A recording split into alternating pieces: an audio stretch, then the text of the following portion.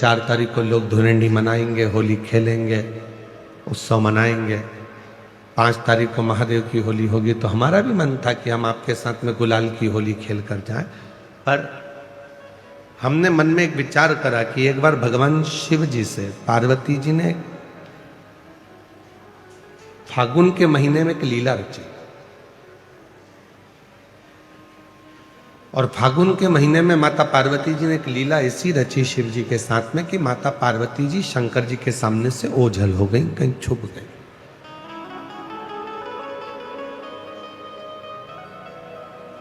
शिव जी पार्वती जी को फूलों में ढूंढ रहे थे, कलियों में ढूंढ रहे थे, फूलों की उस गंध में, उस खुशबू में ढूंढ रहे थे।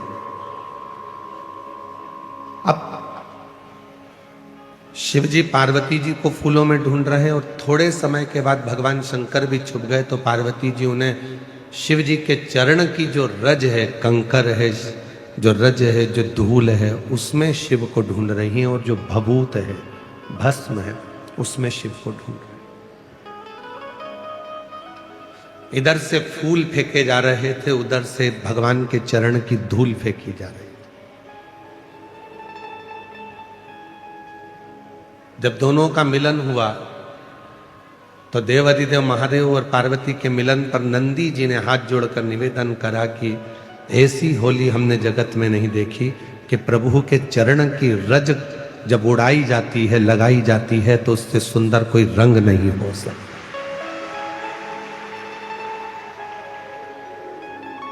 कहते हैं दुनिया के सारे रंग फीके हो जाते हैं, पर शिव भक्ति का रंग कभी फीका नहीं होता। शिव के चरणों का रंग, तो हम तो इतना कहेंगे कि आप जाते जाते इस कथा पंडाल की मिट्टी कोई एक दूसरे को लगा लोगे तो समझ लेना कि आपकी होली, आपका फागुन रंगमय हो, आनंदमय हो।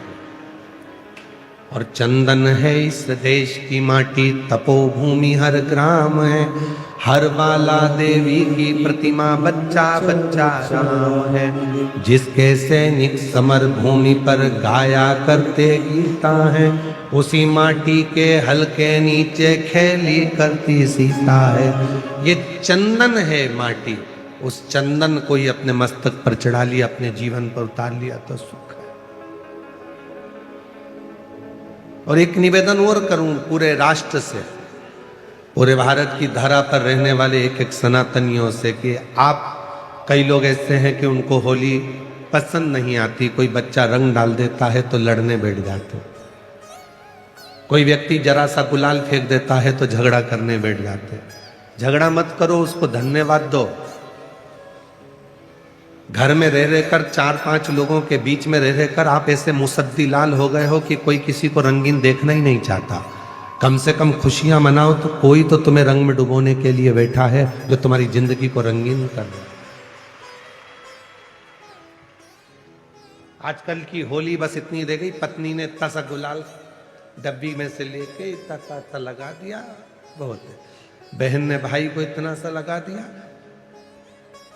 अरे ऐसे रंग कर जाओ कि दूसरी बार याद आए कि पत्नी ने उस सन में जब हम शादी कर कर आए थे, उसके दूसरे साल में ऐसा रंगा था, वो साल आज तक नहीं भूल पाए।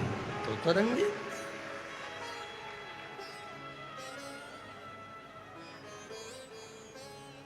धोबिया धोए चाहे सारी उम्र।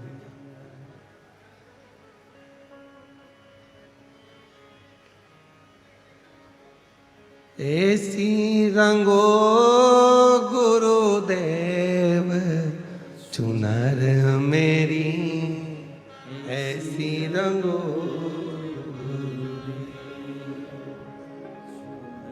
चुनर मेरी, ऐसी। राम लक्ष्मण भरत शत्रुघ्न हनुमत मेरी चुनर मेरी। राम लक्ष्मण भरत शत्रुघ्न हनुमत मेरी चूनर में। सरयू जैसी लहरा पाड़े ऐसी रंगो गुरुदेव चुनर मेरी ऐसी रंगो गुरुदेव, चूनर मेरी ऐसी रंगो गुरुदेव। गंगा यमुना सरयू कावेरी मंदाकिनी चूनर में, गंगा यमुना सरयू कावेरी मंदाकिनी मेरी चूनर में, गोदावरी सी लहरा खावे ऐसी रंगो गुरुदेव चूनर मेरी ऐसी रंगो गुरुदेव, चूनर मेरी ऐसी रंगो गुरुदेव। गुरु जो रंगे, शिव जो रंगे, फिर वो रंग कभी ना छू, कभी ना छू। कोई बच्चा आया तुम्हारे ऊपर रंग डाल गया, खुश होना है, उससे लड़ना नहीं, उसके माँ बाप के पास झगड़ा करने मत जाना। कोई ने थोड़ा गुलाल डाल दिया तो झगड़ा करने मत जाओ, कोई तो बैठा है तुम्हें रंगीन करने के लिए। नहीं तो 24 घंटे हर पल हर घड़ी तो वैसे भी तुम्हारी जिंदगी ऐसी हो गई है बेरंग से। बस घर से निकलते हो ऑफिस, ऑफिस से निकलते हो घर, थोड़ा बहुत किसी से 2-4 ऑफिस वालों से काम की बात कर ली, कोई के फोन आ गए तो उनसे काम की बात कर ली, काम की बात में अपना पूरा दिन निकल जाता है। सुबह भोजन करते हो, रात्रि को भोजन करते हो, 2 घंटा आराम करते हो, रात्रि को सो जाते हो, सुबह फिर वही दिनचर्या चालू हो जाती है, चाय लिया, नाश्ता लिया, भोजन कर लो, ये कर लो। रंगीन जीवन कब, रंगीन आनंद कब? कोई रंग डाल दिया, कोई गुलाल डाल दिया, खुश हो।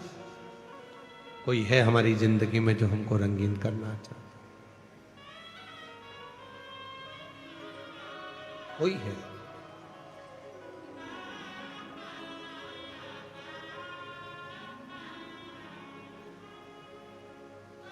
उस वो एक लाइन बहुत सुंदर है।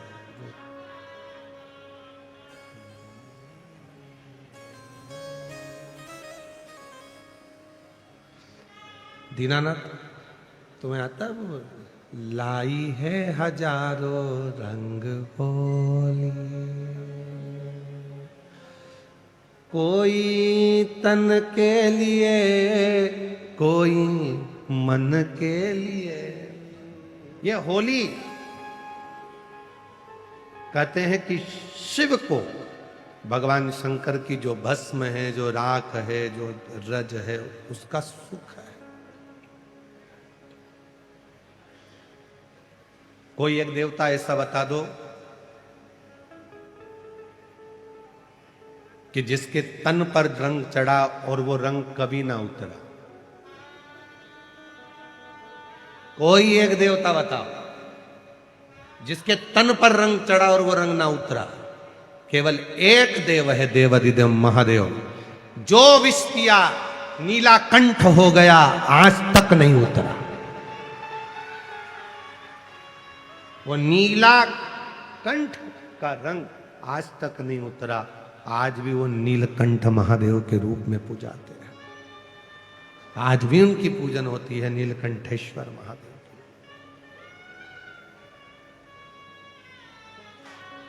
महाराज आज दुनिया के लोगों के पास भोजन की कमी नहीं है, सब पेट भर कर भोजन करते हैं। बोलो बोलो सब जम के बोलो, तुम्हारे घर में भोजन है कि नहीं है? जम के तो बोलो। सबके घर में भोजन है। आज भोजन की कमी नहीं है, सबसे ज्यादा कमी हो रही है तो भूख की कमी हो रही है, लगी नहीं रही है। डॉक्टर साहब 4 दिन से मेरे कुछ भा ही नहीं रहा, मेरे को भूख ही नहीं लग रही है। सिरप ले लो, ये सिरप पीना, थोड़ा भूख लगेगी। वो 8-10 दिन लग गई, उसके बाद वापिस वैसे। भोजन है पर भूख चली गई, भूख समाप्त हो गई, टेंशन में हो गई वो। ये दुनिया के जितने भी रोग हैं ना, ये डिप्रेशन से होते हैं, चिंता से होते हैं, टेंशन से होते हैं। ये शुगर की बीमारी है ना, ये तुम्हारी खुद की उपज है, तुम्हारी खुद की फैक्ट्री है शुगर की बीमारी। पहले के जमाने में लोग, हम पूछो, पहले के जो बुजुर्ग लोग होते थे जब नाथ द्वारा दर्शन के लिए जाते थे, तिरुपति दर्शन के लिए जाते थे, पंडरीनाथ का दर्शन करने के लिए जाते थे, तो मैं इतना मीठा खाते थे, इतना मीठा खाते थे, तो उनको शुगर होती थी क्या? घी, गुड़, इतना बड़ा बड़ा बट्टा गुड़ का पीस पीस के रोटी में मिला मिला के खा जाते थे। और आज के जमाने में जरा सा खा लो शुगर हो जाए। पहले के लोग इतना खाते थे, जितना खाते थे उतना मीठा बोलते थे मीठा, तो उनका शुगर का लेवल बराबर हो जाता था। अंदर शुगर जाती थी और मीठा बोलते थे तो शुगर बाहर आती थी। आज के जमाने में आदमी शुगर खा तो रहा है, मीठा खा रहा है, पर मीठा बोल नहीं रहा, तो वो जीवान से शुगर बाहर नहीं आ रही, तो वो नस में घुस गई, वो ब्लड में चली गई, और ब्लड में गई तो वो शुगर की बीमारी हो गई। खाओ मीठा, पर मीठा बोलो तो सही। भाभी जी कैसे हो, काका जी कैसे हो, मामा जी कैसे हो। मिठास इतनी जीवान से निकालो कि वो शुगर तुम्हारे ब्लड में ना जाए, तो शुगर लेवल में रहेगी। शुगर लेवल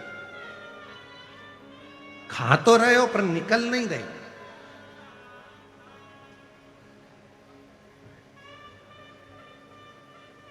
निकल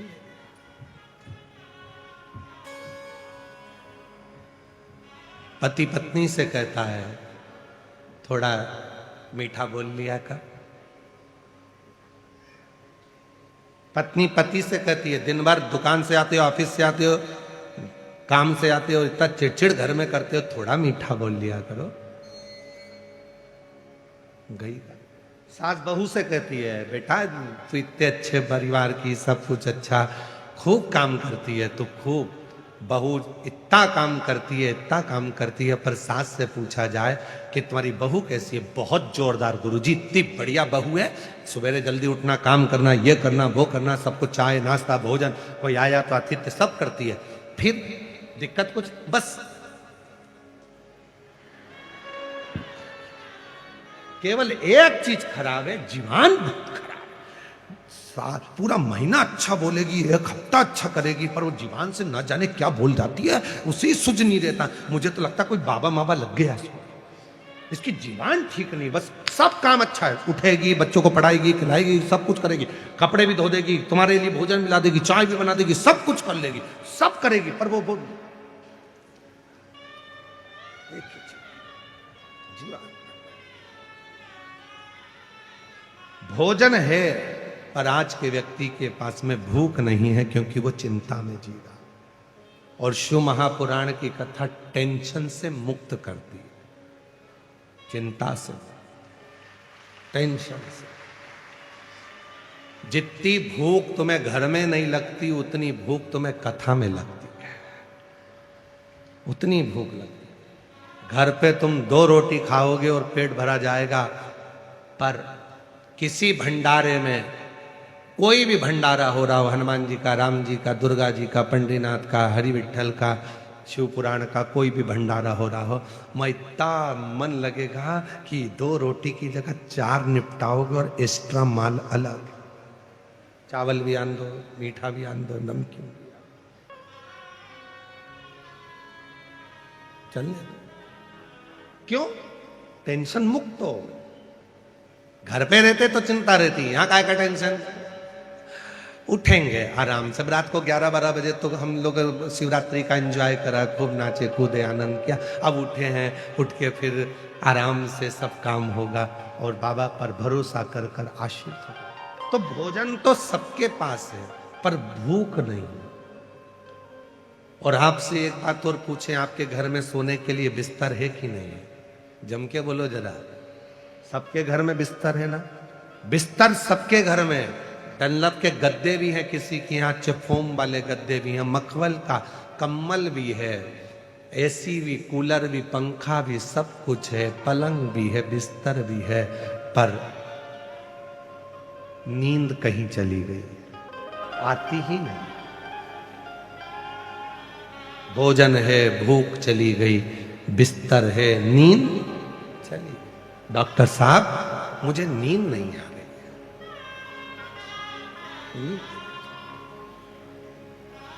मेरी नींद नहीं चली।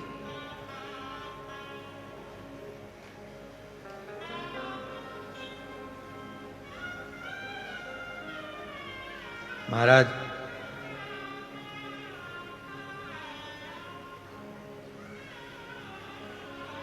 पहले मनुष्य की उम्र, गधा की उम्र,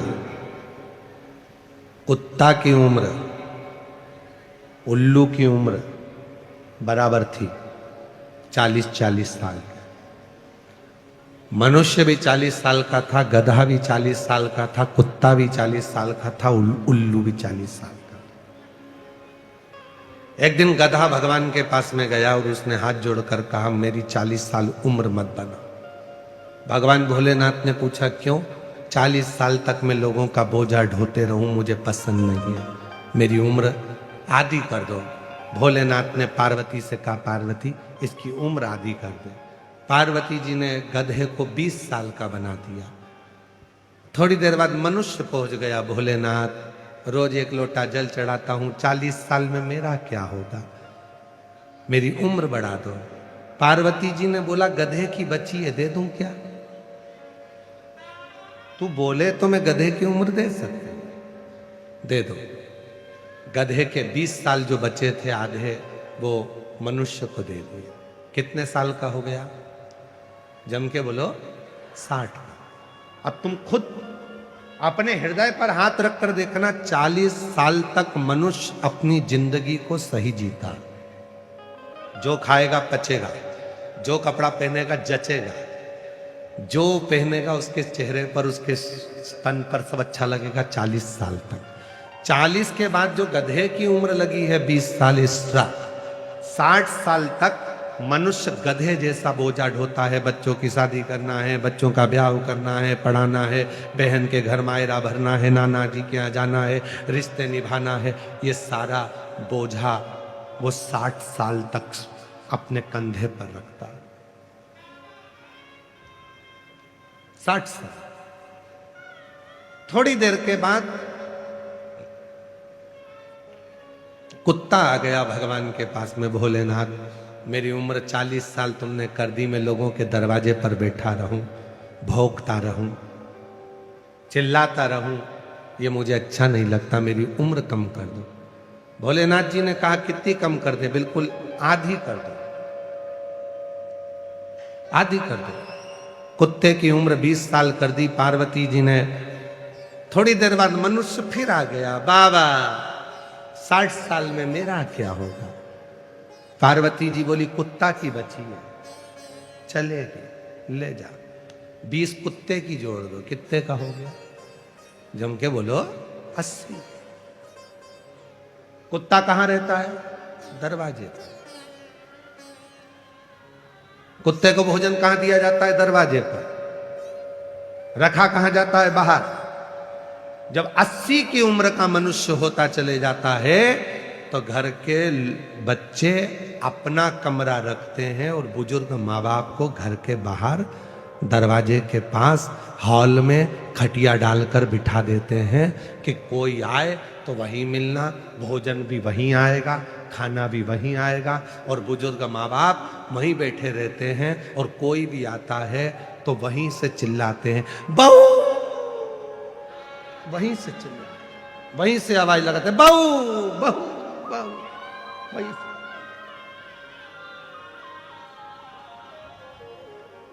अस्सी साल की उम्र में मनुष्य दरवाजे पर पहुंच जाता।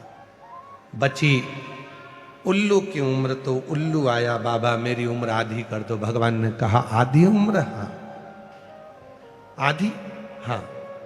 भगवान ने 20 साल की उल्लू की उम्र कर दी। क्यों आधी? कि मैं रात रात भर जगता रहता हूं, पल पेड़ पर टंगा रहता हूं, मेरी उम्र आधी कर दो। ठीक है, तू आज से 20 साल। मनुष्य आ गया, 80 में मेरा क्या होगा? बाबा भोलेनाथ जी ने कहा, मन और मसान कभी नहीं भरा। बिसिल आ रही है, उसको कम करिए। मन और मसान कभी नहीं भरा था। 80 में मेरा क्या होगा? पार्वती जी ने कहा, उल्लू की बच्ची है, चलेगी? चलेगी। कितने का हो गया? 100 का। जब 100 की उम्र के लगभग में 80 पार करता है और 100 के करीब में आता है, 80 और 100 के बीच में जब आता है, 80 और 100 के बीच में जब पहुंचता है तो उल्लू की उम्र चालू हो जाती है। डॉक्टर के पास जाकर कहेगा डॉक्टर साहब नींद नहीं आ रही है। डॉक्टर कितनी भी टेबलेट दे दे, उसको नहीं मालूम डॉक्टर को कि उल्लू की लग गई। कितनी भी गोली खा ले नींद नहीं आ सकती। 2-3 घंटा सोएगा, रात को 1:30-2 बजे उठ के बैठ जाएगा, फिर नींद चली जाएगी, फिर थोड़ी सी आएगी, फिर जाएगी, फिर आएगी। बिस्तर है पर नींद नहीं है, भोजन है पर भूख नहीं है। भूख। और महाराज आज लोगों के पास धन तो है पर धर्म नहीं है। और मैं श्रीमान रसिक लाल जी, माणिक चंद जी धारीवाल जी के इस पूरे परिवार को, श्री प्रकाश जी धारीवाल जी को, श्रीमती दीना भाभी जी को, उनके बेटे चिरंजीवी आदित्य जी को, उनकी बेटी साक्षी को, उनकी बहनों को, दामादों को, सबको साधुवाद देता हूं कि आपके यहां धन भी है और धर्म भी है। आपके यहां धन भी है और धर्म भी है। उस धन का प्रयोग कैसे करना है, भूखे को भोजन कराकर कितने खुश होना है, कितने प्यासे को पानी पिलाकर कितनी प्रसन्नता हासिल कर ले, किसी का इलाज कराकर रोगी से उस रोग से मुक्त कर कर उसके कितना आनंद ले ले। भूख है, भोजन है पर भूख नहीं है, बिस्तर है पर नींद नहीं है। और आज लोगों के पास धन है पर धर्म नहीं है। पर जिसको देखना है एक बार श्री रसिक लाल जी, माणिक चंद जी धारीवाल परिवार में आकर देखो कि धन भी है तो धर्म भी है, दोनों। धन के साथ में धर्म भी इनके भीतर, संस्कार भी इनके भीतर।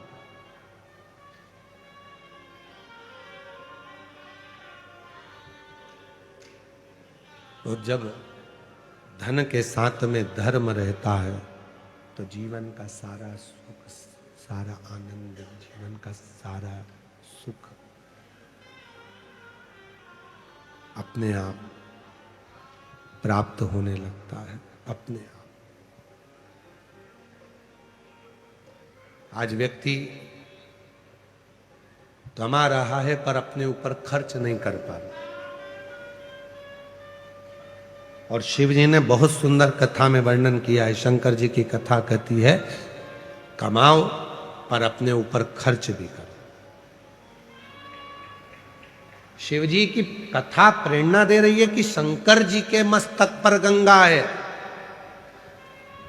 गंगा दूसरे के पास बाद में पहुंच रही है, पहले शिव जी के ऊपर वो गंगा स्नान करा रही है। पहले अपने ऊपर खर्च करो, स्वयं पर। पिताजी कीपैड मोबाइल चला रहे हैं और बेटा एप्पल का चला रहा है।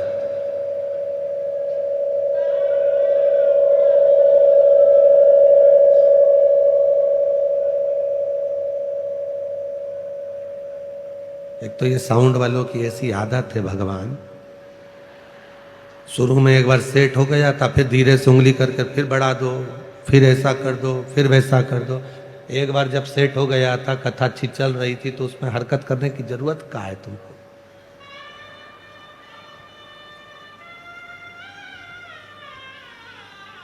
भगवान मालिक है इनको। वो एक गीत याद आ गया, ओ राम जी बड़ा दुख दिया मेरे लखन। अरे लखन को जाने तो साउंड वाले, बड़ा दुख।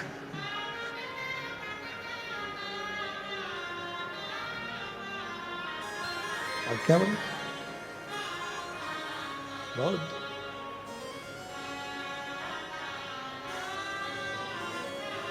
शिव तत्व को जानो, भगवान भक्ति को जानो। और जब भगवान की अविरल भक्ति, प्रेशर बड़ा अंदर को बोलो, भगवान की अविरल भक्ति जब जीवन में सुख देती है। हम कहें फिर रसिकलाल जी का ये पवित्र परिवार, धारीवाल परिवार में धन के साथ में धर्म, बहुत कृपा शिव की। और मेरी जीजियों, मेरे जीजाओं, मेरी बेटियों, बेटाओं, मेरे बुजुर्ग माँ बाप, जितने भी शिव महापुराण की कथा में बैठे हो या कथा को आस्था चैनल पर या सोशल मीडिया पर श्रवण कर रहे हो, बाबा से प्रार्थना करना आज, हे मेरे भोलेनाथ, हमारी जिंदगी में खुशियों का रंग ऐसा देना कि हम भी अपनी जिंदगी में एक बार शिव महापुराण की कथा करवा सके, इतनी संपदा दे, इतनी संपदा, इतना वैभव देना, इतनी संपदा, इतना सुख देना। हम भी अपने जीवन में ऐसी कृपा करना कि हम भी अपने जीवन में कोई सत्कर्म कर सके।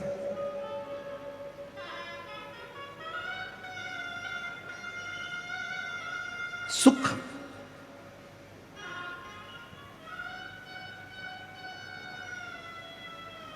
एक विदल और एक उत्पल नाम के दो असुर हुए थे।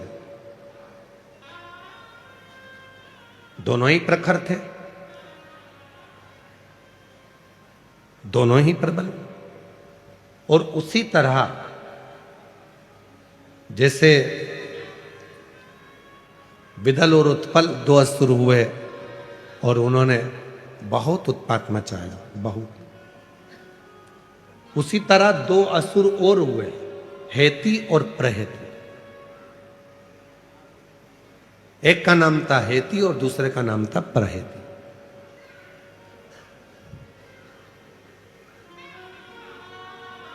यदि स्कंद पुराण को आप पढ़ते हैं गीता प्रेस गोरखपुर की, तो उसमें गीता प्रेस गोरखपुर की स्कंद पुराण में वर्णन आता है भगवान शंकर के आवाज खोलिएगा। स्कंद पुराण में वर्णन आता है कि भगवान शिव के पुत्रों में हेती और प्रहेती की भी कथा आती। ये दोनों असुर हैं, हेती और प्रहेती दोनों असुर हैं, दोनों। जैसे आज होलिका का दहन होता है, होलिका जला रहे हैं, होलिका का दहन कर रहे हैं, कौन है? हिरण्यकशिपु, हिरण्याक्ष की बहन।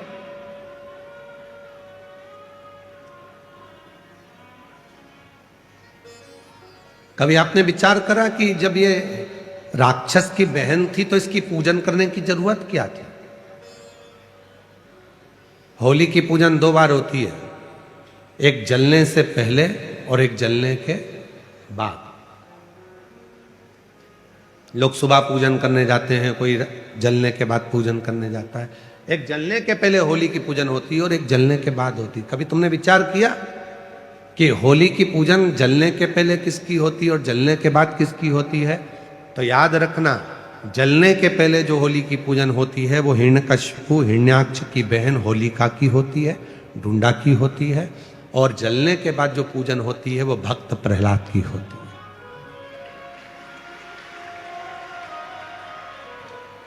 तो हम सनातनी, हम हिंदू, हम सनातन धर्म को धारण करने वाले, हम इस राक्षस की बहन की पूजन क्यों करें? हिरण्यकशिपु की बहन की पूजन क्यों करें? तो शिव महापुराण में चरित्र आता है हिरण्यकशिपु की बहन का।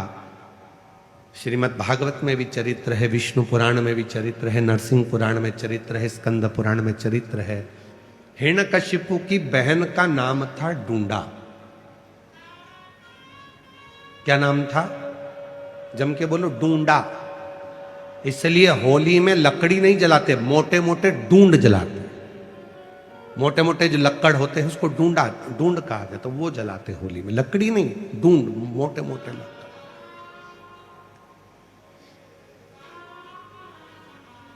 जितना हिरण्यकशिपु ने तप करा, जितना हिरण्याक्ष ने तप किया, उतना ही तप डूंडा ने भी करा। और डूंडा ने तप कर कर भगवान ब्रह्मा जी से वर पाया, मुझे एक चादर ऐसी दे दो, उस चादर को मैं जब ओढ़ कर बैठूं तो मैं आगी में जलूं ना। ब्रह्मा जी ने तथास्तु कर कर एक चादर डूंडा को दे दी, होलिका को दे दी। जब समय आया, प्रहलाद को ले जाकर पानी में डाला, सब में डाला, पर वो मरा नहीं। तब अपनी बहन से हिरण्यकशिपु ने कहा कि तू अपने भतीजे को लेकर, तू बुआ है वो भतीजा, अपने भतीजे को लेकर गोदी में बैठ जा, आगी में चादर ओढ़ लेना, तू बच जाएगी, भतीजा जल जाए। अब ऐसे तो बुआ का नाम बदनाम हो जाता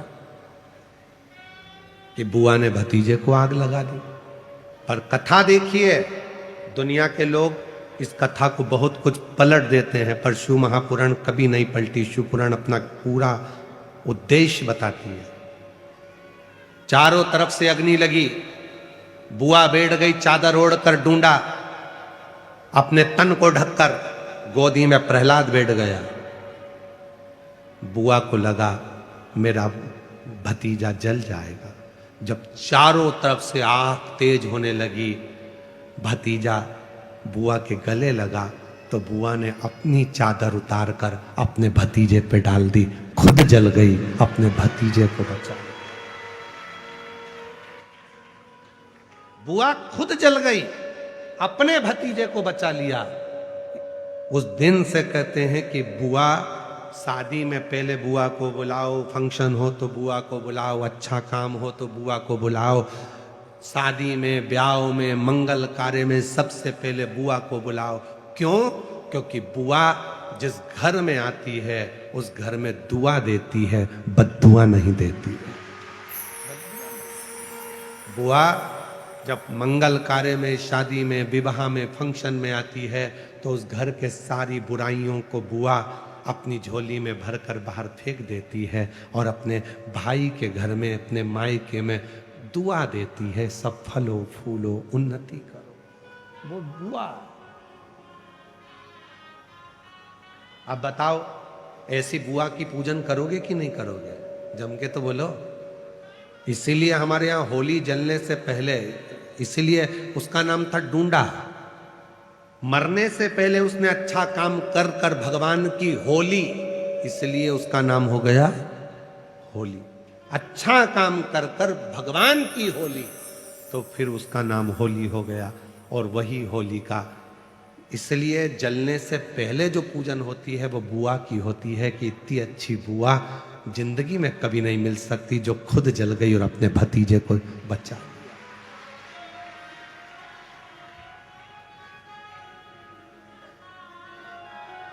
और होली जलने के बाद जो पूजन होती है वो प्रहलाद की होती है कि ये बच गया उसकी कृपा से।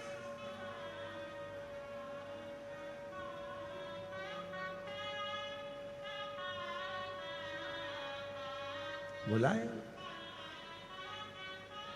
होली का जो तुम कहे ये असुर है।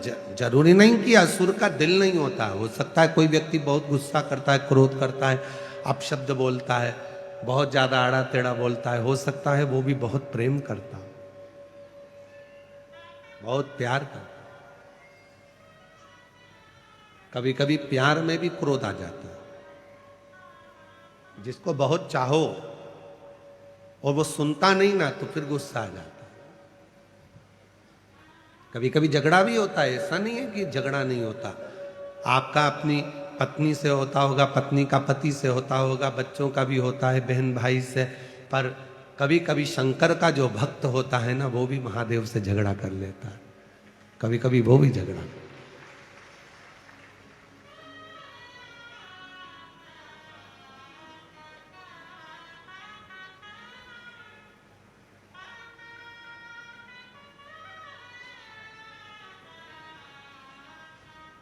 गोरा जी को साथ राखे नंदी द्वारे थाड़ा जी।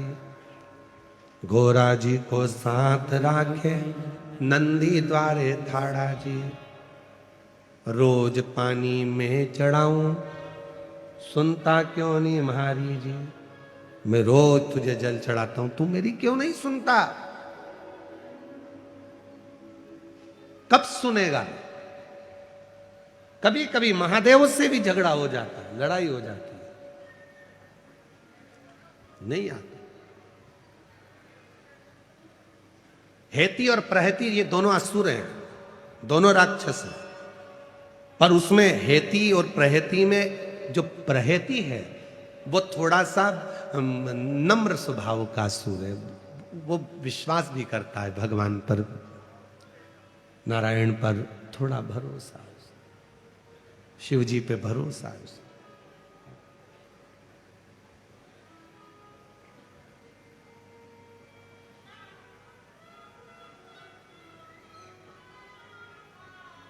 कोई कोई अपनी भक्ति को दिखा देता है, कोई कोई नहीं दिखाता है। एक पति पत्नी थे, बहुत अच्छे सेठ थे, बहुत पैसा था, खूब भोजन कराते थे। धर्म पत्नी अपने पति से कहती थी, देखो मैंने इतने सारे लोगों को भोजन करने बुलाया है, तुम दक्षिणा दो। पति कह देता, मैं नहीं दूंगा, तू दे। मैं मंदिर जाती हूं, तुम मंदिर चलो। पति बोला, मैं नहीं जाऊंगा, तू जा।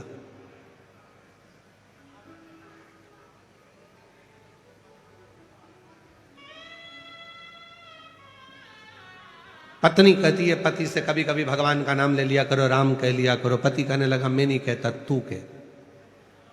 पति नहीं सुना।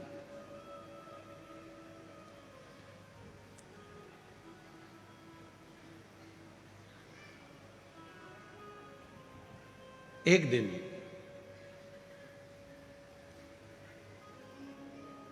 पति चक्कर खाकर नीचे गिरा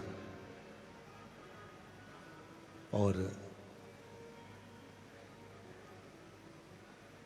बहुत सारे लोगों ने देखा, उठा, जल का छींटा दिया।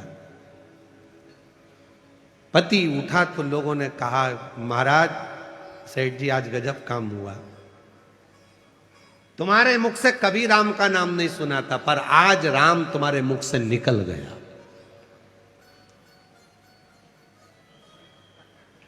सेठ जी की आंख में आंसू भर गया, नेत्र बंद कर रहा है।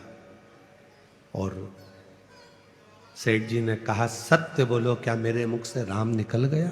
हां, सबसे पूछ लो, आज आपके मुख से राम निकल गया। सेठ जी ने हाथ जोड़कर कहा, जिस राम को मैंने अपनी तिजोरी में छुपा कर रखा था, आज वो निकल कैसे गया? और सेठ जी ने प्राणों को त्याग दिया। जिस राम को मैंने छुपा कर रखा था, भक्ति दिखाई नहीं जाती, भक्ति को दिखाया नहीं जा सकता। मैंने जिसको अंदर छुपा कर रखा, उसे कैसे प्रस्तुत कर दूं?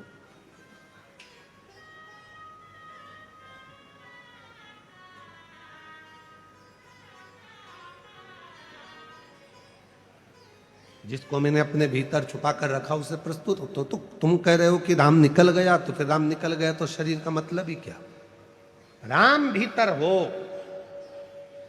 शिव महापुराण की कथा कहती है, मानव के जीवन में जब तक मनुष्य की श्वास चल रही है तो समझ लेना उसकी श्वास में शिव है। शिव है तो शरीर है, शिव गया तो शव बन गया, फिर वो शव बन जाता है, वो शरीर नहीं रहता।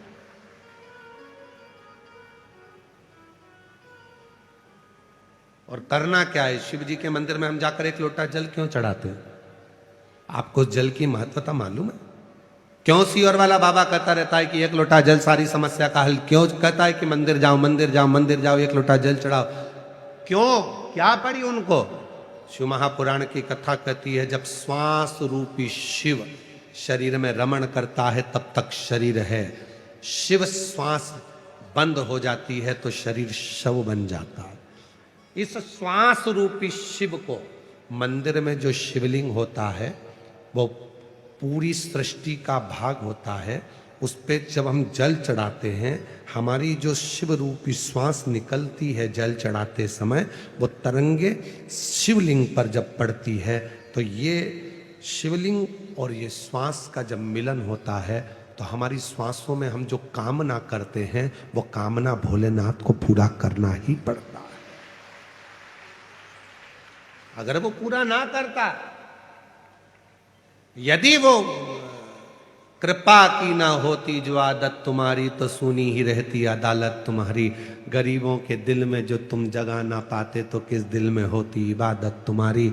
अगर वो कृपा नहीं करता, तो तुम भी इतनी लाखों की संख्या में, सुबेरे 8 बजे की कथा है, 4 बजे नहाए हो गए, 5 बजे घर से चले हो गए, तब जाकर कथा में 8 बजे बैठे हो गए और कथा सुन रहे।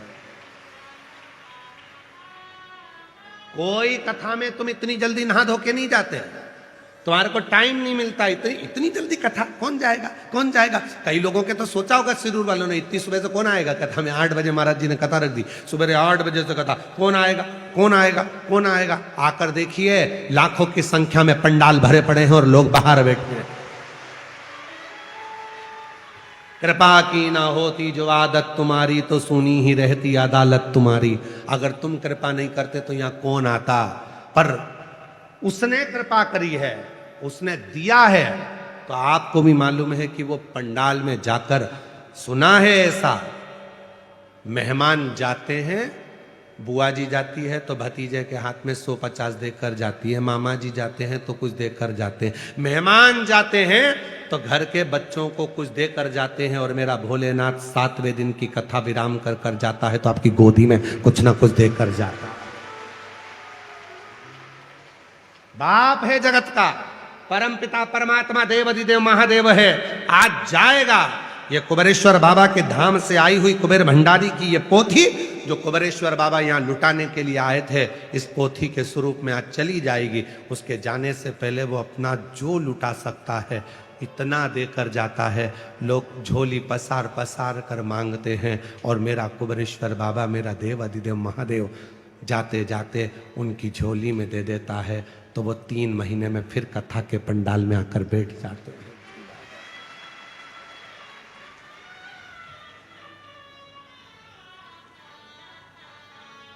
और रिश्ता तेरा मेरा सबसे है प्यारा, रिश्ता तेरा मेरा सबसे है प्यारा। तू मेरा बाबा, मैं हूँ तेरा लाला, मैं हूँ तेरा लाला। तू मेरा बाबा, मैं हूँ तेरा लाला, मैं हूँ तेरा लाला। जाते जाते वो भी बहुत कुछ देकर जाएगा, खाली नहीं भेजेगा। इसलिए लोग समापन के दिन एक दिन पहले शिवरात्रि मनाते हैं, दूसरे दिन रात रुककर सुबह सुबह बाबा से झोली पसार मांग कर अपने घर को चलते हैं।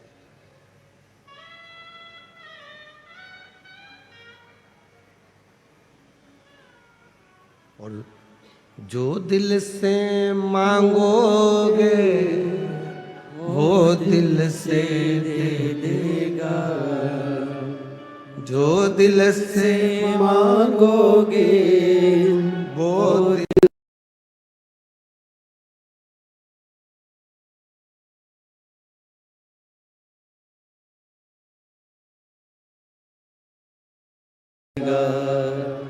मेरा भोला भंडारी है, खाली झोली भर देगा। जो तुमने मांगा, जो तुमने कहा वो देगा। बस थोड़ा सा उसके प्रति विश्वास, भरोसा, दृढ़ता ये आपके भीतर हो, देगा।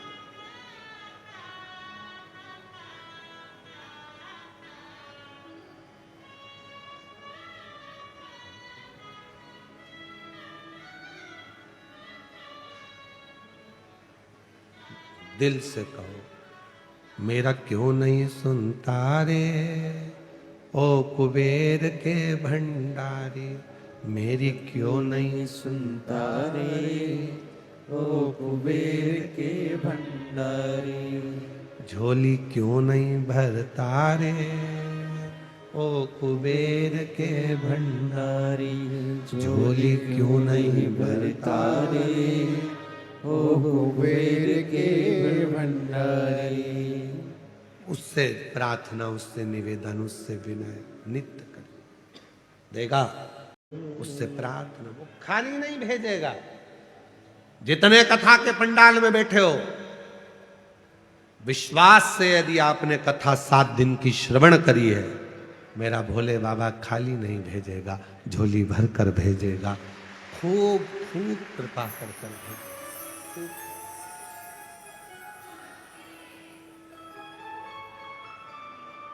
खूब करुणा कर। हेती और प्रहेती दो, एक हेती एक प्रहेती, दोनों असुर है, राक्षस है। पर प्रहेती का जो भाव है, प्रहेती का जो भाव है वो शिव के प्रति बहुत है। वो विश्वास करता है, भरोसा करता है। और हमने पहले भी कथा में कहा और आज फिर कहते हैं, तुम्हारा विश्वास हो तो शिव महापुराण की कथा में जाकर बैठना, वरना टाइम पास करने के लिए मत। अपने घर, अपने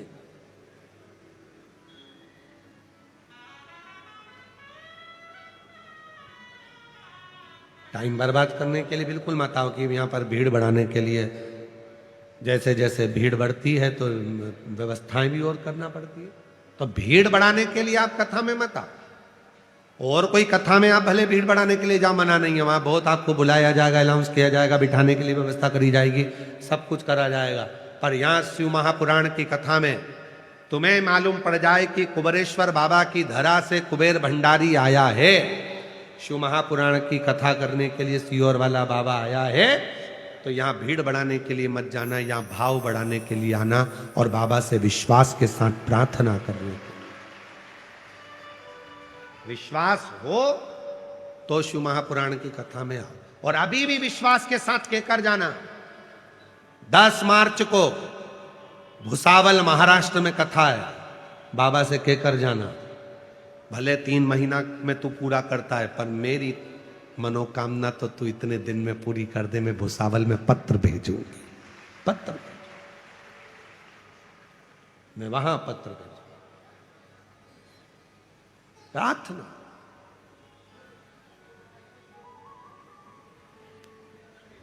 ओ डमरू वाले रे, दूर करो दुख मेरा। ओ काशी वाले रे, दूर करो दुख मेरा। दूर करो दुख मेरा,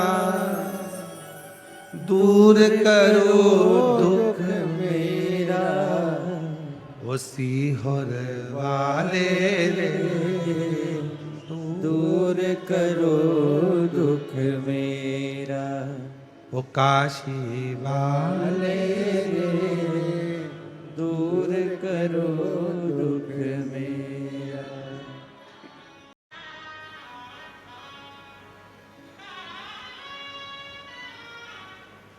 शिव के प्रति जिसका विश्वास दृढ़ हो गया, ब्रह्मा जी का विश्वास दृढ़ नहीं हुआ था तो सिर कट गया था और बड़ का पेड़ बन गया था।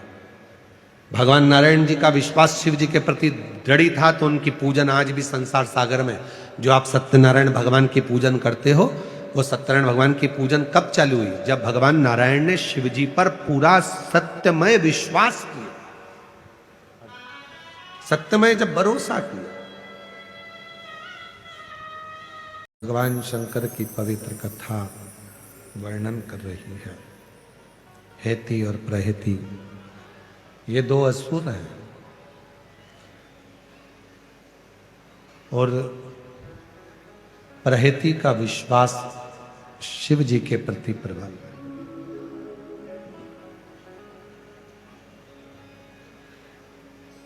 हर किसी के भरोसे भी नहीं रहना।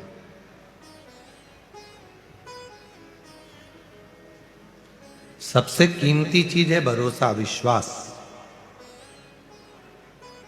हर किसी पर कर भी नहीं सकते, पर एक छाती ठोककर दिल से केवल एक भरोसा आप कर सकते हो और वो है देवाधिदेव महादेव पर भरोसा। वो कभी टूटता ही नहीं।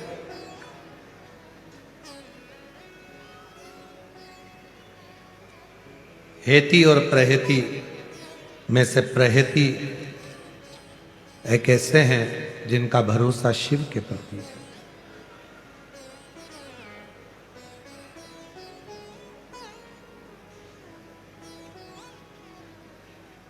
जैसे संध्या काल में लगाया गया दीप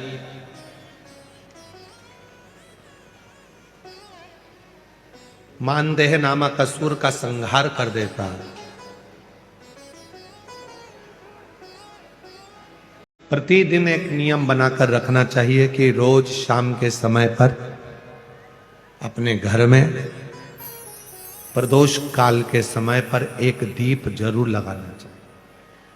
और यदि बेलपत्र का वृक्ष है तो उस बेलपत्र के वृक्ष के सामने भी एक दीप अवश्य लगाना चाहिए।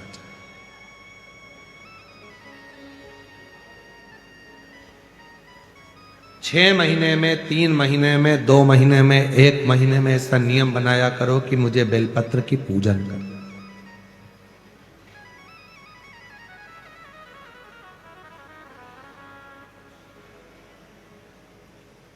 स्वयं माता लक्ष्मी जी ने भगवान नारायण को पाने के लिए बेलपत्र का पूजन किया। जब इंद्र की पूरी सत्ता चली गई थी, सारा की सारा धन इंद्र का चले गया था, असुरों ने उस इंद्र के सिंहासन पर अपना कब्जा जमा लिया था, तब इंद्राणी ने, स्वयं सची माना, इंद्राणी ने शिव जी की साधना की, बेलपत्र के वृक्ष के, बेलपत्र की पूजन करें।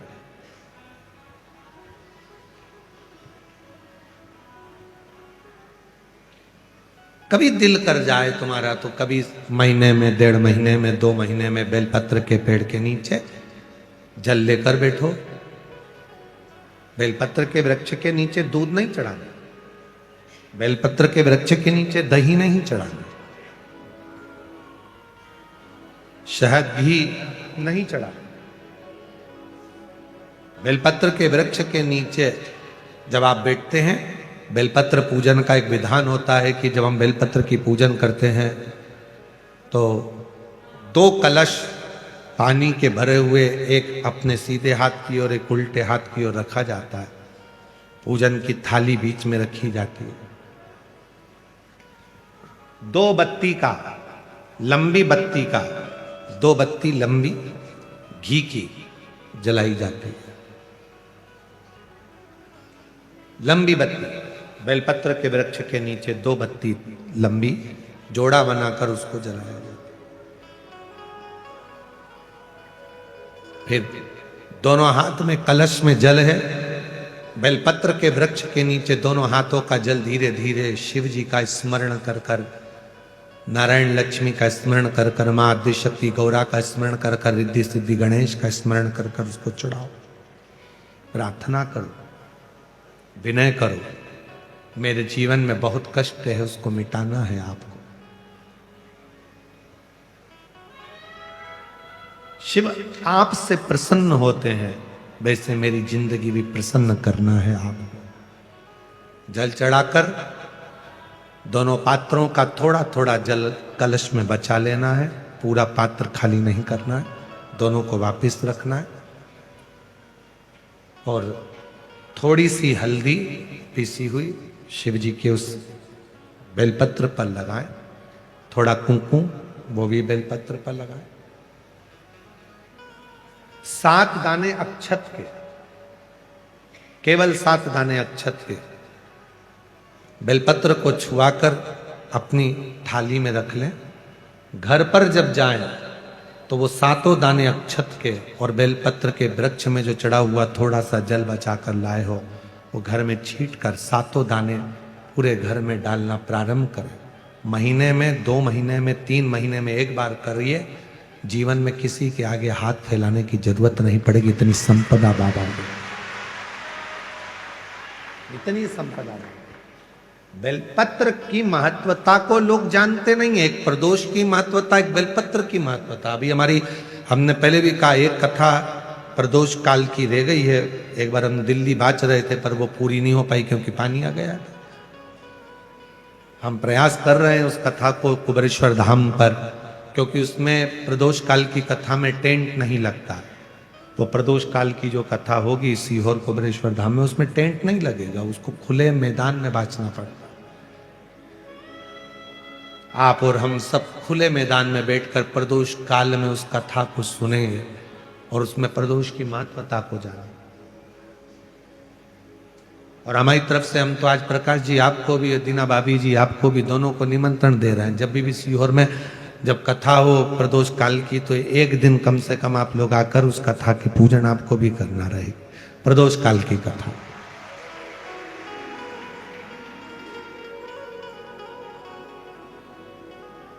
अभी तो नहीं है, पर जब भी तारीख निश्चित होगी, साल 2 साल में, जब बाबा कृपा करेगा तब उसको रखेंगे। पंडाल में भले तुम्हारे लिए हम सोने के लिए पंडाल लगा देंगे, पर कथा सुनने के लिए तो आपको मैदान में ही बैठना पड़ेगा, खुले आसन।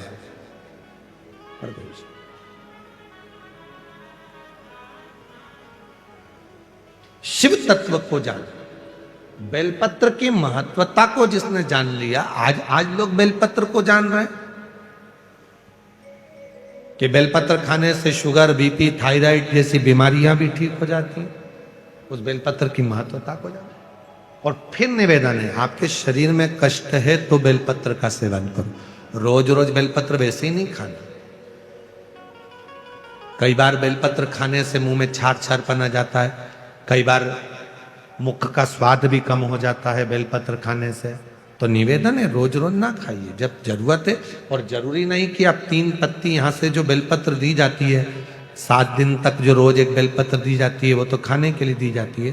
पर समापन के दिन की बेलपत्र तो खाने की नहीं रहती, उसको तो ले जाकर लोग लाल कपड़े में बांध अपने घर में रख देते हैं तिजोरी में। आखिरी दिन की बेलपत्र तो वैसे भी तिजोरी का भंडार के लिए होती है। तो जो बेलपत्र होती है, जरूरी नहीं कि तुम पूरी बेलपत्र खाओगे तो दवाई असर करेगी। बेलपत्र का अग्रण्य भाग का थोड़ा सा पत्र भी यदि हम पा लेते हैं, उसको ग्रहण करते हैं, तो वो भी उतना असर। और रोज खाने की जरूरत नहीं है। रोज अगर शिव मंदिर जा रहे हो, शिवालय जा रहे हो, शंकर जी के मंदिर जा रहे हो, देवालय जा रहे हो, तो बेलपत्र लाओ, वहां से मना नहीं है। उसको इकट्ठा करो, एकाग्रित कर सुखा लो। सुखाकर रोज शिव जी की चढ़ी हुई बेलपत्र को सुखाकर फिर उसका चूरा बना लो। जब तुम्हें लगे कि शुगर गड़बड़ हो रही है, बीपी गड़बड़ हो रहा है, थायराइड गड़बड़ हो रहा है, तो एक चुटकी उसमें से लेके निगल लो, पानी पी लो। बाबा की कृपा से आधा घंटा, 1 घंटे में वो sugar, BP, thyroid sub level में आना प्रारंभ हो। उस बेलपत्र की महत्वता को जिसने जाना, कभी कुबेरेश्वर धाम जाओ तो कुबेरेश्वर बाबा के धाम पर जो 200-300 साल पुराना, जो 300 साल के ऊपर पुराना बट वृक्ष है, जहां बाबा बैठे हैं, बटकेश्वर महादेव, उसका दर्शन करो। उस पेड़ की छांव में बैठकर बाबा का मंत्र जाप करो। अभी अभी हमने थोड़ा सा उसको बंद कर दिया था, क्योंकि वहां बाबा के जोड़ा घूम रहा था तो वो शरीर पर चढ़ जाता था, इसलिए अभी स्थान पर वहां जाना थोड़ा बंद कर दिया था, पर पुनः वापिस उसको खोल दिया। बेलपत्र की वाटिका है छोटी सी, उस बेलपत्र की वाटिका के पास में बैठकर भगवान शिव का नाम उच्चारण करो, नाम स्मरण। शिव भक्ति करो जहां तक हो सके, शंकर की अविरल भक्ति को धारण करो।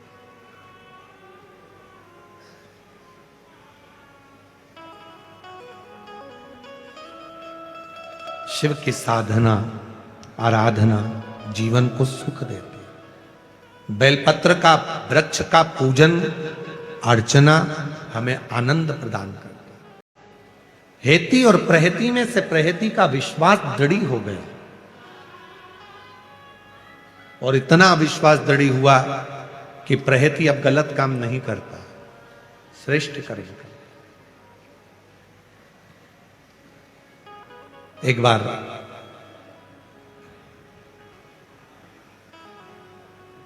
एक मुनि शिव की साधना में वन में लगे हुए थे, और ये हेती प्रहेती उनको मारने के लिए पहुंच गए। जब हम कोई अच्छा कार्य करते हैं, श्रेष्ठ कर्म की ओर हम आगे बढ़ते हैं, तो कहीं ना कहीं थोड़ी ना थोड़ी तकलीफें जीवन में आती जरूर। और जो पूर्व में हम कर कर आए हैं, उसका भोग भी तो हमको ही भोगना है, कोई दूसरा थोड़ी ना भोग। कि मत बुरे कर्म कर बंदे वरना पछताएगा, भगवान की आंखों से तू बच नहीं पाएगा। तू बच नहीं पाएगा।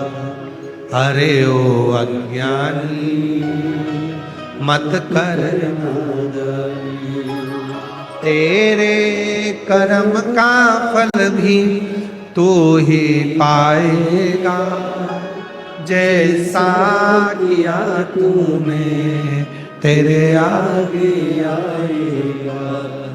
मत बुरे कर्म कर बंदे वरना पछताएगा भगवान की आंखों से तू बच नहीं पाएगा। तू बच नहीं पाएगा। अपने कर्म का भोग अपने को खुद भोगना है, कोई दूसरा नहीं भोग सकता, कोई दूसरा नहीं भोगेगा। इसीलिए कहते हैं कि घर के प्रत्येक सदस्य को मंदिर जाने की आदत लगाओ, एक लोटा जल चढ़ाने की आदत लगाओ। कौन का भाग्य क्या है, कौन का कर्म क्या है, किसको मालूम। गुरु की करनी गुरु भरेगा और चेला की करनी चेला उड़ जाएगा हंस आके। तुम जैसा कर्म करोगे वैसा तुम्हें भोगना, कोई दूसरा तो नहीं भोगने वाला। आम का पौधा लगाओ और सोचो कि इसमें बमूल लगे या ना लगे, आम आम ही लगेगा, बमूल बमूल ही लगेगा। तब हेती प्रहेती पहुंचे और वो एक मुनि बैठे थे, तपस्या कर रहे थे, साधना में डूबे हुए थे, बड़ा शांत थे, बड़ा वन पूरा शांत, एकदम शांत।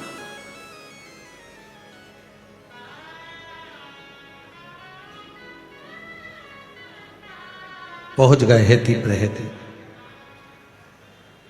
पूछा। हेती प्रहेती ने पहले उनको भय दिखाया, हम तुम्हें खा जाएंगे। मुनि के नेत्र नहीं खुले।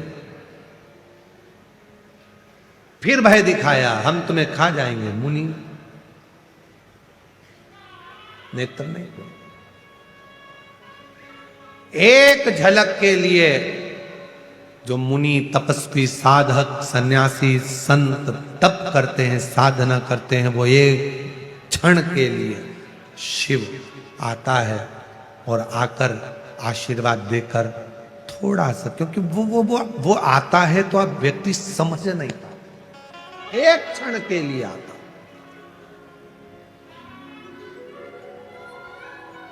आया था कथा के चौथे दिन, एक क्षण के लिए आया था, एक क्षण। और वो आता है तो सब कुछ हिला देता है।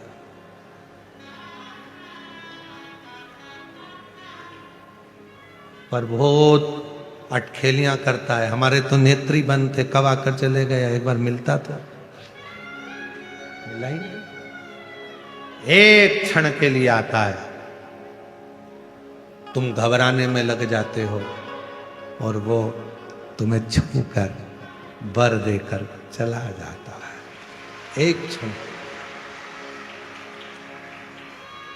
किसी को लगा यहां से उठ गया, किसी को लगा टेंट उठ गया, कोई कहे वो उठ गया, कोई कहे वो आया, उसने अपनी उपस्थिति दर्ज कराई और चला गया। उसको पहचानना, उसको जानना बहुत कठिन, बहुत कठिन। कभी आता है, धूप बहुत तेज पड़ती है तो बादल की छाया कर कर चला जाता है, कथा सुन लो फिर मैं जाऊं। कभी आता है किसी रूप में, वो कोई भी रूप धर कर आएगा, उसको पहचानना कठिन है।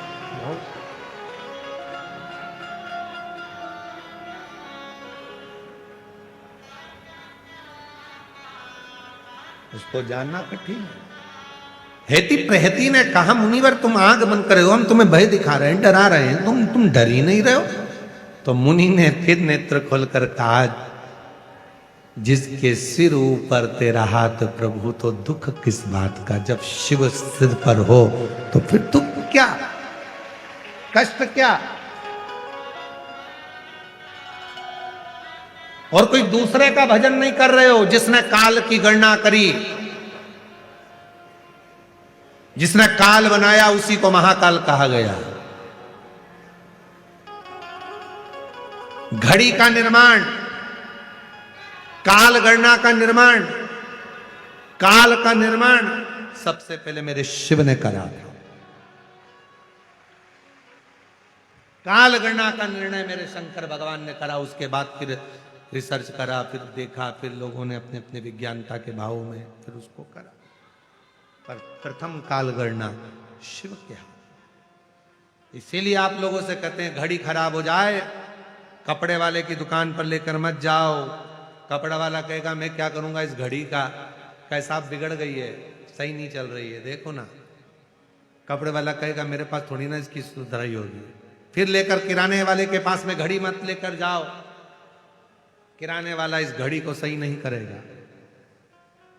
वो कहेगा मैं क्या करूंगा इसका, मेरे पास थोड़ी ना औजार है। फिर इसको लेकर तुम्हें सोने की दुकान पर, सुनार की दुकान पर मत जाओ, सोने वाला भी घड़ी को सही नहीं करेगा। घड़ी को सही करना है तो घड़ी वाले की दुकान पर जाना पड़ेगा। घड़ी वाला कह देगा मैडम सर घड़ी को रख दो, 7 दिन लगेंगे, 7 दिन बाद आकर घड़ी को लेकर चले जाना, मैं घड़ी चालू कर दूंगा, ये पक्का है। वो घड़ी वाले के पास ले जाकर घड़ी को दिया, 7 दिन उसने सुधारने में लगाया और 7 दिन में घड़ी सुधार कर दे दी। उसी तरह तुम्हारा अगर समय बेकार चल रहा है, अच्छा नहीं चल रहा, तो 7 दिन शिव महापुराण की कथा में इस घड़ी वाले के पास आ जाओ, वो घड़ी सुधार देगा। तो 7 घड़ी सुधार, फिर तो घड़ी अच्छी चलेगी तो सब अच्छा दिखेगा। 1 बजे कल राम, 2 बजे दुराल राम, 3 बजे त्रिलोकीनाथ जपा करो प्यारे, 4 बजे चतुर नारायण, 5 बजे परमेश्वर, 6 बजे छबीले राम जपा करो प्यारे, 7 बजे सत्यनारायण, 8 बजे अंठेश्वर, 9 बजे नागेश्वर राम जपा करो प्यारे, 10 बजे दशरथ नंदन, 11 बजे गिरधारी और 12 बजे बद्री नारायण जपा करो प्यारे। ये घड़ी जब सुधरती है तो हर पल हर घंटे में वो परमात्मा याद आने लगता है और समय अच्छा चलना प्रारंभ हो जाता है, अच्छा चलेगा। पर ये इंद्रियां है ना, ये जाने नहीं देती। इंद्री सबसे बुरी। नेत्र कहते हैं कहां देख रहा है, चल इधर देख, नेत्र भटक जाता। श्रवण को, ये सब बीमारियां हैं, ये सब बीमारी। इन नैनों को रोग लगा है रोज सिनेमा देखन का, और इन नैनों से दर्शन कर लो सारे रोग मिट जाए। और इन कानों को रोग लगा है रोज चुगलिया, इन कानों से शिव पुराण को सुन लो। और इस जिह्वा को रोग लगा है तेरी मेरी करने का, इस जिह्वा से श्री शिवाय नमस्तुभ्यम जप लो सारे रोग मिटे। ये सब रोग की दवा है शंकर की कथा। हेती प्रहेती ने पूछा तुम्हें भय नहीं? अरे मेरे ऊपर जब शिव का हाथ है, स्वयं काल अधिपति महाकाल जिसने काल बनाया, गणना करी, वो स्वयं मेरे साथ है, तो मेरे को क्या सोचना। घड़ी उसी को दो जो सुधार सके। अब तुम घड़ी लेके हर कहीं जा रहे हो, हम वहां गए थे हमारा काम नहीं हुआ, हम वहां गए थे हमारा काम नहीं हुआ। घड़ी की दुकान पर ले जाओगे तो सुधरेगी ना। तुम 10 जगह पे लेके जाओगे तो कोई सुधर रही है क्या? अब तुम अभी तक हम वहां भी गए, 2 अगरबत्ती ले गए, थोड़ा सा नारियल ले गए, थोड़ा सा गेहूं का दाना ले गए, किसी ने कहा तेरे घर के किसी व्यक्ति ने कुछ कर दिया है, हम उसी में भटक के रह गए। अरे क्यों जाओ, घड़ी की दुकान पे जाओ, क्यों यहाँ वहां भटको? किराने की दुकान चले गए, भैया तुम ठीक कर दो, बहुत तकलीफ है, बहुत कष्ट है, बाबा तुम सही कर दो, बाबा तुम कर दो, बाबा तुम कर दो। बाबा खुद का सही नहीं कर पा रहे, तुम्हारा क्या खाक करे? घड़ी की दुकान पे तो जा नहीं रहे, फालतू में घड़ी लेके सारी दुनिया में जा रहे। एक बार भरोसा कर कर, विश्वास कर कर शिव पे जल चढ़ाना प्रारंभ करो। पंडाल में बैठकर एक बार शिव पुराण की कथा सुनना प्रारंभ करो। 5 पंडाल जैसे ही शिव पुराण की कथा पूर्ण होगी, तुम्हारे मन की कामना शिव पूर्ण करना प्रारंभ। विश्वास, घड़ी है लगाया, कोई कोई घड़ी 7 दिन में पूरी हो जाती, कोई कोई घड़ी 3 दिन में हो जाती, कोई कोई घड़ी 1 ही दिन में सही हो जाती। घड़ी तो घड़ी है। एक यहां माता जी बैठी हैं, उनका पत्र हमने परसों के दिन पढ़ा था। पत्र ढूंढने में टाइम लगेगा, अगर वो बैठी हो तो खड़ी हो सकती है। एक माता जी बैठी जिसके लड़के की तबीयत बहुत ज्यादा खराब हो गई थी, बहुत ज्यादा खराब हो गई, और विचार करा करूं तो करूं क्या। कथा में बैठी थी, सूचना मिला बेटे की हालत बहुत ज्यादा हो, क्या करूं। विनय करा, तीसरे दिन की कथा का प्रसंग है, बाबा से बाबा कुछ कर दे, कथा छूटे ना, मैं आई हूं वो घर है, छूटे ना, शाम को वापस ले आऊंगी, उसको प्रणाम कराऊंगी, पर तू उसको ठीक कर। सुना फोन आया है, बहुत हालत खराब, छोटा बच्चा। उसने पत्र में लिखा, लोगों को 3 महीने में देता है, मुझे 3 घंटे में मेरे बेटे की खबर आ गई कि ठीक हो गया। कहीं बैठी हो, अगर बच्चा आया हो साथ में तो खड़ी हो सकती है।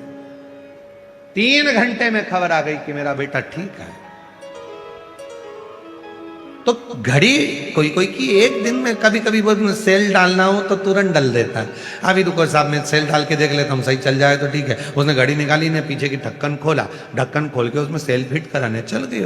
मैडम घड़ी तो चल रही है, सर घड़ी तो चालू है, बढ़िया चल रही है, बीच बीच में रुक क्यों जाती है। तो घड़ी वाले ने कहा इसका कांटा अड़ रहा है, तो थोड़ा सा कांटा ऊंचा करना पड़ेगा, वो अटक रहा है। कभी कभी जिंदगी ऐसी होती है, अटक अटक के चलती है, थोड़ा ठीक थोड़ा गड़बड़, थोड़ा ठीक थोड़ा गड़बड़। तो उसमें क्या करना चाहिए, तो कि कांटे को थोड़ा ऊंचा कर दो, मतलब अपने विचारों को ऊंचा कर लो, थोड़ी अपनी सोच ऊंची कर लो, समर्पण का भाव लेकर जाओ। अपना कांटा जब ऊपर होगा, अहंकार को नीचे दबाओ और विश्वास को बढ़ाकर कांटे को ऊंचा कर लो। घड़ी एकदम cling cling cling cling cling cling cling cling चलता रहा, अटक गई घड़ी तो कांटा फंस रहा। मतलब तुम अहंकार में फंसे हुए हो, अभिमान में फंसे हुए, तुम और मेरे में फंसे हुए हो, चल नहीं रहे।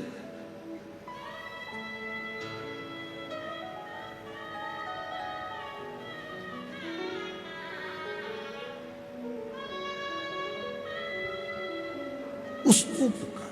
शिव तत्व कहता है, हेती प्रहेती ने पूछा, शिव की महत्वता को मुनि से जाना।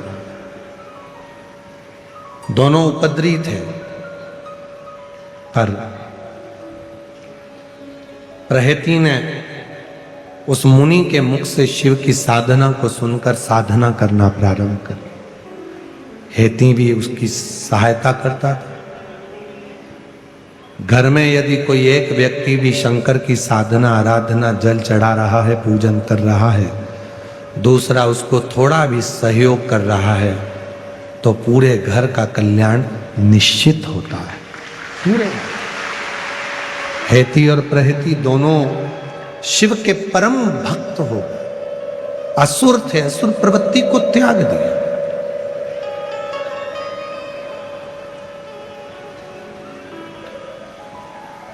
तैतीस कोटि देवताओं में अगर कोई असुर भी अगर किसी की बात मानते थे तो शिव की बात। नाग, किन्नर, गंधर्व, अप्सरा, मनुष्य, पशु, पक्षी किसी की बात मानते हैं तो शिव की बात, और किसी शिव से सिर्फ।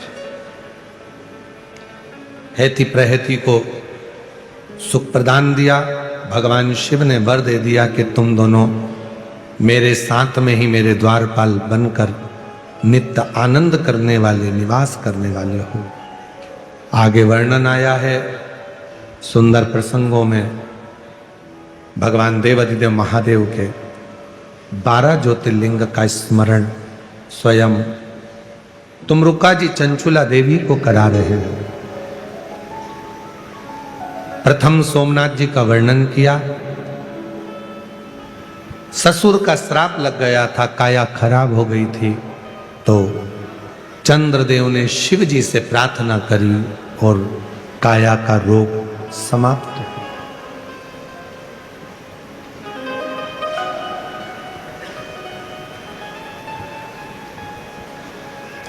जैसे चंद्रमा के 28 दिन होते हैं और वो अपनी कालगड़ी के अनुसार चलता, उसी तरह नारी का भी रजोधर्म 28 दिन के अंतर्गत कालघड़ी से चलता है। पर यदि थोड़ा बहुत भी रजोधर्म ऊपर नीचे दिन होने लगते हैं तो शरीर में कुछ ना कुछ कष्ट प्रारंभ होने लगता है। उस नारी को चंद्र की रोशनी में प्रयास करना चाहिए कि एक दुर्वा चंद्र की रोशनी में वो उसको चबा चबा कर खाए, तो रजो धर्म से जुड़ी हुई जितनी भी प्रॉब्लम होती है वो 2, 4, 8 दिन में पूरी समाप्त होना चालू हो जाती है और ठीक। चंद्र की रोशनी भी हमारे जीवन में सुख प्रदान करती है। ऐसा नहीं कि भगवान शंकर ने चंद्रमा धारण कर कर रखा है, हम दर्शन कर रहे हैं, शिव का स्मरण कर रहे हैं, सुख प्राप्त कर रहे हैं। कभी कभी सफेद भभूत होती है, भस्म होती है, सफेद चंदन होता है, तो हम क्या करते हैं, शंकर जी को त्रिपुंड तो लगाते हैं, साथ में शंकर के शिवलिंग पर एक चंद्रमा भी बना देते हैं। अपनी उंगली से अपने त्रिपुंड तो लगाया, वो थोड़ी सी भस्म लेकर या सफेद चंदन लेकर हमने चंद्रमा बना दिया। क्यों बना देते हैं चंद्रमा?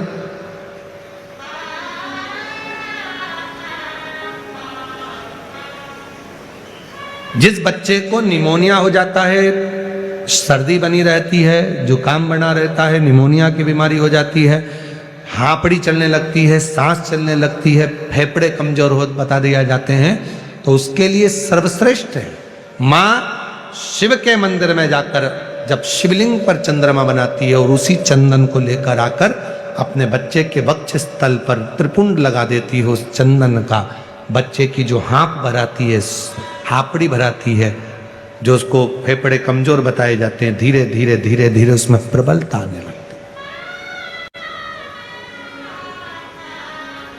क्यों हम भगवान देवाधिदेव महादेव के शिवलिंग पर जल चढ़ाते हैं? जल चढ़ाने के बाद में अपने हाथ में भी अगर चंदन भी नहीं होता है तो हम पानी पर ही चंद्र बना देते हैं। त्रिपुंड तो लगाते हैं, पानी से ही चंद्र, हाथ ही फेर दें, उसका फल प्राप्त। हम प्रयास करेंगे, जो भुसावल में कथा है 10 से 16 मार्च दोपहर 2 बजे से 5 बजे तक, उस कथा में हम प्रयास करेंगे चंद्रमा और स्त्री, एक नारी, एक बहन बेटी, एक चंद्रमा की पूजन साधना से किस तरह से अपने रोग को ठीक कर। बच्चेदानी में कोई गर्भाशय में गांठ हो गई, कोई चेस्ट में गांठ हो गई, कोई शरीर में गांठ हो गई, वो किसी से कह नहीं पा रही है, कोई चर्म रोग हो गया, वो किसी से बोल नहीं पा रही है, या मन से दुखी है, पति बहुत ज्यादा दारू का नशा कर रहा है, पीट रहा है, तकलीफ में है, तो उसको चंद्र पूजन से, चंद्रेश्वर मौली महादेव से, चंद्रमौली महेश्वर महादेव भगवान शंकर का नाम है, चंद्रेश्वर महादेव, चंद्रमौली महादेव के नाम से आप कैसी साधना कर सकते हैं। तो मेरा निवेदन रहेगा, जो भुसावल के हैं वो तो पंडाल में आकर सुने, पर बाकी के लोग टीवी पर भी 2 बजे से 5 बजे तक 10 मार्च से 16 मार्च तक कथा को चंद्रमौली महेश्वर शिव महापुराण की कथा के रूप में उसको सुनेंगे और धारण करेंगे कि कथा किस भाव की, शिव तत्व। और आशीष जी हमें स्मरण कराना कि चंद्रमौली कथा वहां बाँचना, तो हमारे स्मरण में ना रहे तो लिख के एक पर्ची आपको देनी कि चंद्रेश्वर महादेव के नाम से उस कथा का स्मरण। और आशीष भूल जाए तो आस्था वाला तुम याद करके लिख के देना, ठीक है? कि चंद्रमा और स्त्री के ऊपर जो कथा है, भगवान शंकर ने स्वयं मां पार्वती को अमरनाथ की गुफा में जो कथा कही थी, उसमें से एक संवाद चंद्रमौलेश्वर महादेव का था। नारी के दुख कैसे समाप्त, स्त्री की तकलीफ कैसे समाप्त, उस पर वो कथा का संवाद है, शिव कथा का। भगवान शंकर सोमनाथ जी के रूप में पूजाए, फिर आगे वर्णन आया भगवान शंकर के सुंदर स्वरूप का। षडानंद कार्तिकेय को मनाने के लिए गए, भगवान स्वयं मल्लिकार्जुन के रूप में पूजाए। वर्णन आया दूषण नाम के राक्षस के संहार के लिए भगवान काल अधिपति महाकाल बन गए। विंध्य नामक पर्वत के तप करने से भगवान ओमकार बनकर दर्शन दिए, ओमकारेश्वर बन गए। नर नारायण को दर्शन देने के लिए केदारनाथ बन जाते हैं। भीम के बेटे, कुंभकर्ण के बेटे भीम का संहार करने के लिए भीमा शंकर बन जाते। मनु शत्रुपा के लिए विश्वनाथ बन गए। गौतम बाबा की धर्म पत्नी अहिल्या के कहने पर गौतम बाबा पर से गौ हत्या के दोष को मिटाने के लिए त्र्यंबकनाथ बन जाते हैं, त्र्यंबकेश्वर बन जाते। शायद आने वाला साल गोमती के तट का, नासिक का महाकुंभ लेकर आ रहा है, सिंहस्थ लेकर। पूरे महाराष्ट्र वालों का गौरव है वो कुंभ भी, वो कुंभ भी पूरे महाराष्ट्र का गौरव है, आनंद का। हम भी प्रयास करेंगे, अगर महाराष्ट्र सरकार थोड़ी जगह देकर 7 दिन की कथा की अगर दे दे तो हम भी प्रयास करें। पर अंदर तो इतनी जगह मिलने वाली नहीं है, तुम इतने सारे तो पहले से ही हो, और ऊपर से कुंभ की कथा हो जाएगी तो ढेर बड़े और आ जाओगे। तो फिर भी हम महाराष्ट्र सरकार से बात करेंगे, और प्रकाश भाऊ कहाँ हैं, वो भी थोड़ी बात करेंगे। तो सब मिलकर जब महाराष्ट्र सरकार से बोलेंगे तो एक जगह, और वो कथा कोई दूसरा नहीं कराएगा, आप और हम 6-7 जजमान इकट्ठे हो जाएंगे और कुंभ की कथा ऐसे ही पंडाल लगाकर ऐतिहासिक करने का प्रयास करें। जो जजमान बनेंगे वो जजमान बन जाएंगे, और जो आयोजन करेंगे, और भोजन भंडारे का तो टेंशन अपने को लेना नहीं है, तुम सब हो और भोले की कृपा तुम सब पर है, तो क्या सोचना। और फिर साथ में अपने प्रकाश भाऊ भी हैं, धाड़ीवार परिवार, तो क्या सोच। तो सबके सहयोग से, सबके साथ से, अगर महाराष्ट्र सरकार कोई जगह देगी कि हाँ इतनी जगह में आप कर लो और आयोजित कर लो तो करेंगे। और अगर उनको लगता है कि नहीं, थोड़ा कथा भीड़ और ऊपर से कुंभ और ऊपर से ये कथा का कुंभ, तो फिर तो बहुत मुश्किल हो जाए, तो फिर श्री शिवाय नमस्तुभ्यम भी करेंगे, आनंद लेंगे। तो यहाँ शिव तत्व को, वो कथा सबकी रहेगी, उसको अपन कह देंगे कि त्र्यंबक बाबा की कथा, उसको कह देंगे माँ गोदावरी की कथा, विठल सेवा समिति उसका। बोलबम का नारा है, तो तुम अभी से तैयारी मत करना, नहीं तो तुम तैयारी करके बैठ जाओ। अच्छा छोटी मोटी खजूर वाली बना के तैयारी करके, नहीं अब तो हो गई तैयारी, अभी अभी बात करेंगे, अभी बात चलेगी तब सोचेंगे, कहीं बाहर भी जगह देखेंगे थोड़ा दूरी पर मिले। हम तो चलते हैं, हम तो बाबा के भरोसे चलते हैं। और बाबा से निवेदन कर कर जाते हैं, आप लोगों में से कई शिव भक्तों को मेरे बाबा ऐसी कृपा कर देना, जब कुंभ में अगर कथा करने आए तो इनमें से 10-20 जजमान तैयार कर देना, इतना भंडार इनका भर देना। ऐसी कृपा। भैया लोग तो अभी से हाथ हिला रहे हैं कि हम तैयार हैं, अब तो कथा करो। भाई लोगों के हाथ हिल रहे हैं। शिव कृपा करेगा, बाबा करेगा, और उस कथा की दिव्यता को धारण करेंगे जैसा शिव चाहेंगे। त्र्यंबकनाथ माँ गोदावरी जैसी कृपा करेगी, वो सब होगा। हम और आप नहीं सोचेंगे, सब लोग सोचेंगे। शिव कथा करे। गौतम बाबा पर गौ हत्या का दोष लगा, उस दोष से मुक्त करा तो त्र्यंबकनाथ के रूप में ब्रह्मा विष्णु महेश विराजमान हुए शिवलिंग के रूप। आगे वर्णन आया श्री वैद्यनाथ बाबा का। रावण शिवलिंग लेकर जा रहे थे, उठ ना पाया, बैजू वाले को दे दिया, वैद्यनाथ के रूप में विराजित हो। वर्णन आया है दारुक नाम के राक्षस का संहार करा, शिवजी नागेश्वर के रूप में बैठे, राम जी द्वारा पूजित होकर रामेश्वर हो गए। सुधर्म नाम के ब्राह्मण की धर्म पत्नी भूष्मा के बेटे को जीवित कर दिया, जो 1 हफ्ते पहले मरा था।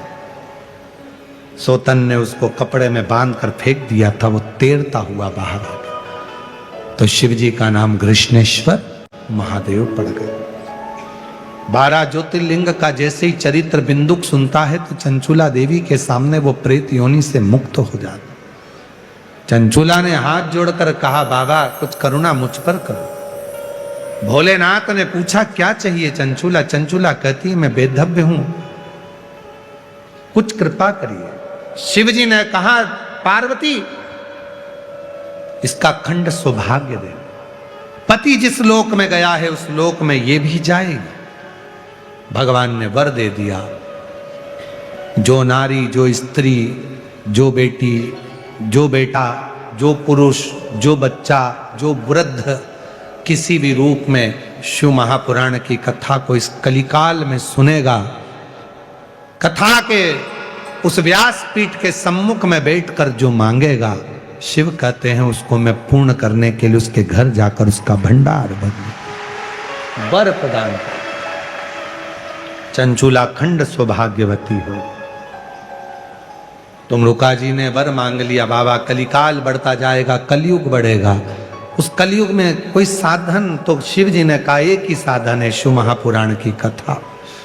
लोग भटकेंगे, नए नए चमत्कार दिखाकर, ना जाने कौन कौन सा आडंबर दिखाकर लोग संसार के लोगों को अपनी ओर आकर्षित करेंगे। उस समय पर कली काल में यदि कोई दिल से शिव महापुराण की कथा को श्रवण कर लेगा और मेरी कथा पर पूर्ण विश्वास कर लेगा, उसको किसी आडंबर में जाने की जरूरत नहीं पड़ेगी। शिव कहते हैं मैं खुद कृपा कर। मस्तक की बेलपत्र उतारी शिव जी ने, शिव पोथी को समर्पित करी। बाबा की ये पवित्र कथा सुंदर आनंद के साथ में बाबा की ये दिव्य कथा पूर्ण होती है। श्रीमान रसिक लाल जी माणिक चंद जी धारीवाल, स्वर्गीय श्रीमती कमलाबाई रसिक लाल जी धारीवाल की स्मृति में श्री प्रकाश जी रसिक लाल जी धारीवाल, श्रीमती दीना जी प्रकाश जी धारीवाल, चिरंजीवी आदित्य प्रकाश जी धारीवाल, धारीवाल परिवार, PR धारीवाल फाउंडेशन, माणिक चंद उद्योग समूह, शिरूर, घोड़ नदी, पुणे इस कथा के दिव्य आयोजन को कराए।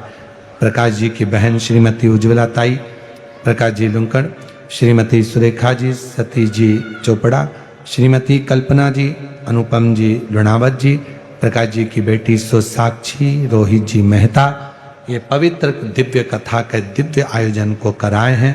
ये कथा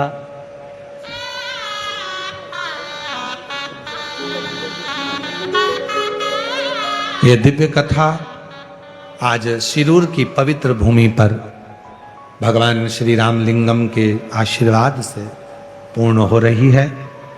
होली की दिव्य दिव्य बधाइयाँ हम आपको दें। हमारी तरफ से फागुन की इस पवित्र फागुत्सव की, होली की बहुत बहुत बधाइयाँ।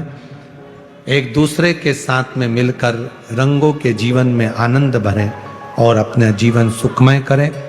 5 मार्च को महादेव की होली सीहोर में जो मनाई जाती है, मैं आमंत्रित करूं श्री प्रकाश जी रसिक लाल जी धारीवाल जी को कि 2 शब्द आप उद्बोधन में इतने शुभ भक्त जो आए हैं उनको कहें।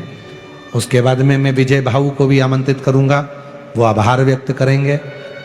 तो ये दिव्य 5 मार्च की जो महादेव की होली है उसको दिव्यता के साथ में सीहोर में जो आना चाहते हैं आकर मनाएं। गुरु और शिव की ये होली होती है, सुबह 9 बजे चालू हो जाती है, 2-3 घंटे की होती है, उसकी लाभ लें। फिर 10 मार्च से 16 मार्च भुसावल 2 बजे से 5 बजे तक कथा रहेगी। 20 मार्च से 26 मार्च जयपुर राजस्थान।